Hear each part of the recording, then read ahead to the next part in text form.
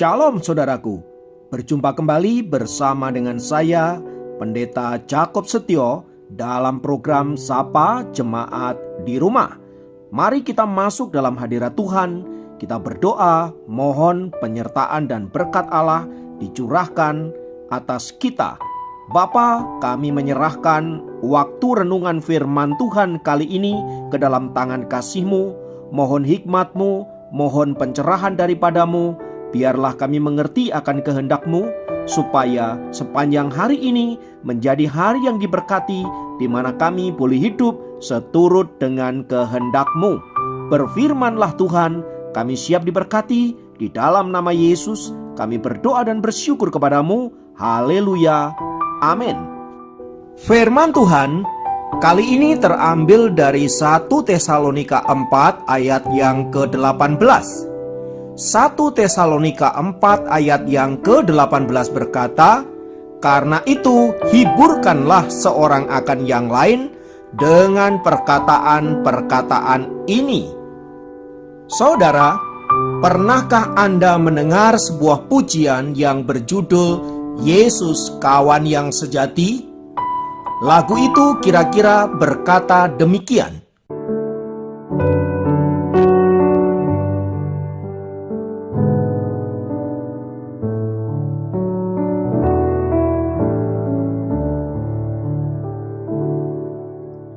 Yesus kawan yang sejati,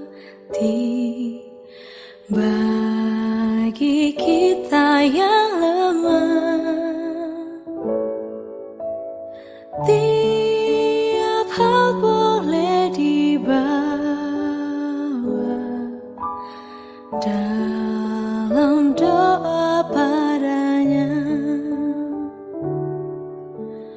Oh, betapa kita susah dan percuma berlelah bila kurang pasrah diri dalam doa padanya. Lagu Yesus Kawan yang Sejati itu telah menjadi berkat bagi jutaan umat manusia yang percaya dan berharap hanya kepada Kristus. Lagu itu juga menginspirasi begitu banyak orang Kristen di seluruh dunia untuk mereka tetap berpegang teguh kepada janji-janji Allah yang memberikan penghiburan di tengah-tengah penderitaan dan pergumulan.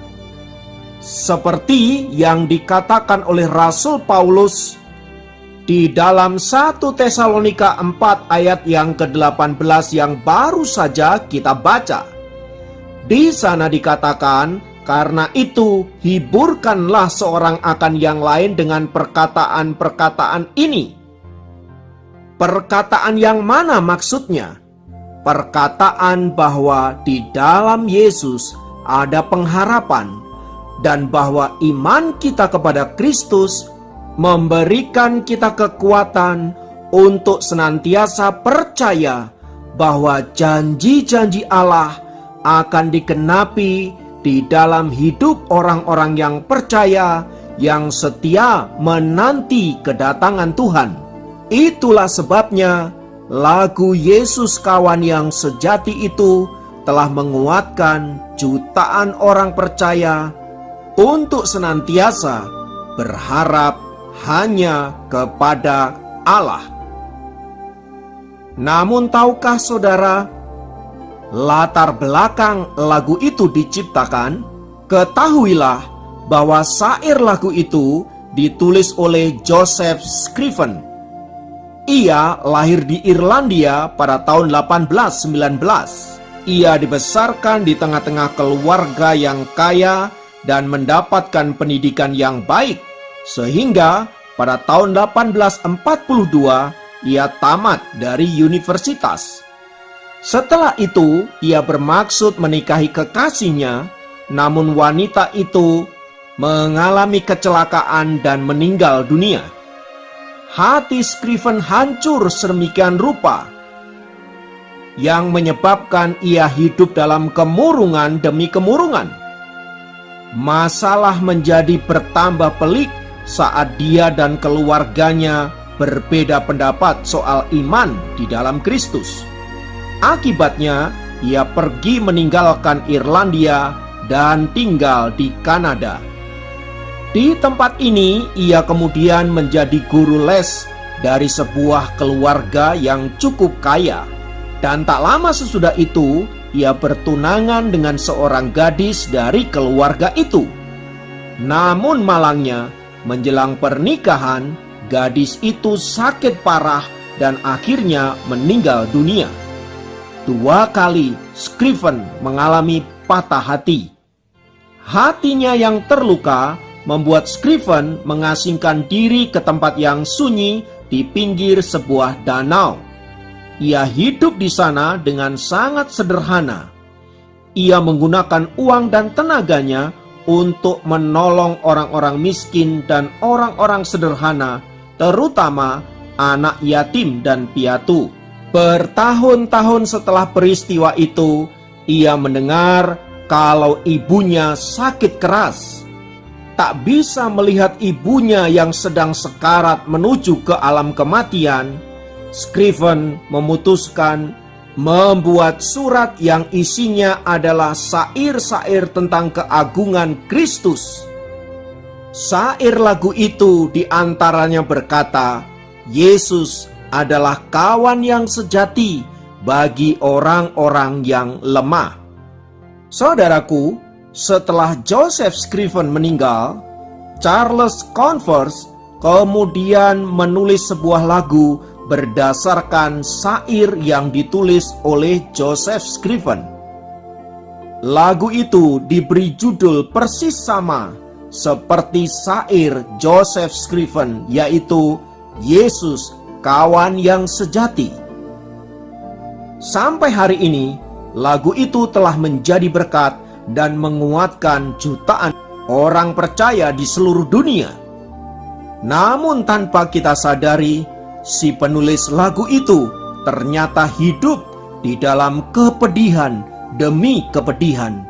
Namun kepedihannya itu justru menjadi kekuatan dan penghiburan bagi orang lain yang mendengarkan syair-syair yang ditulis dari hati yang mengasihi Kristus. Saudaraku, seperti Joseph Scriven yang hidup di dalam penderitaan namun menjadi berkat bagi orang lain, demikianlah Rasul Paulus yang hidup di dalam berbagai-bagai penderitaan, berbagai-bagai kesulitan, berbagai-bagai kesengsaraan. Namun ia telah menjadi berkat bagi orang-orang percaya di seluruh dunia.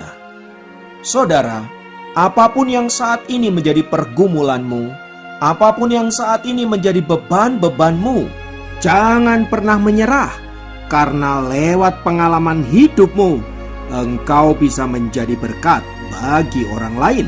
Oleh sebab itu, mari saudara-saudara, kita tetap teguh, kita tetap setia, karena kita tahu kita punya Tuhan yang luar biasa. Dan biarlah melalui pengalaman iman yang kita jalani, kita menjadi berkat bagi orang lain. Mari kita berdoa. Tuhan, kami naikkan pujian dan syukur untuk setiap pengalaman yang Tuhan izinkan untuk kami alami. Kami memang kadangkala tidak mampu, kami kadangkala tidak kuat, tapi kami bersyukur ada Roh Kudus yang senantiasa menguatkan kami, agar lewat pengalaman hidup kami, pengalaman iman kami boleh menjadi saksi dan menjadi berkat bagi orang lain. Terima kasih Bapakku, terpujilah namamu kekal selamanya. Di dalam nama Yesus kami berdoa, haleluya, amin. Demikian program Sapa Jemaat kali ini. Sampai jumpa dalam program Sapa Jemaat yang lain. Tuhan Yesus memberkati.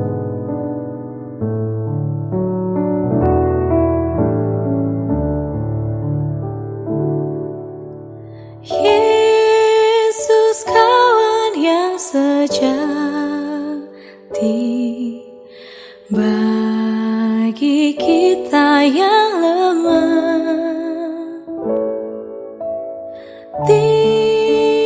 kau boleh dibawa dalam doa padanya. Oh, betapa kita susah dan percuma berlelah bila kurang pasrah diri dalam doa padanya.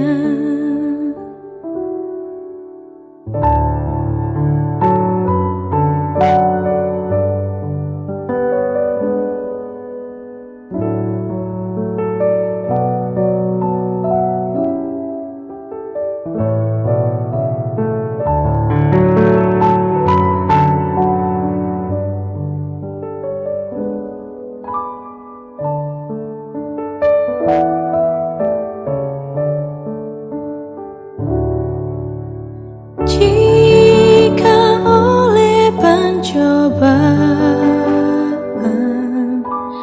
kacau balau hidupmu, jangan kau berputus asa,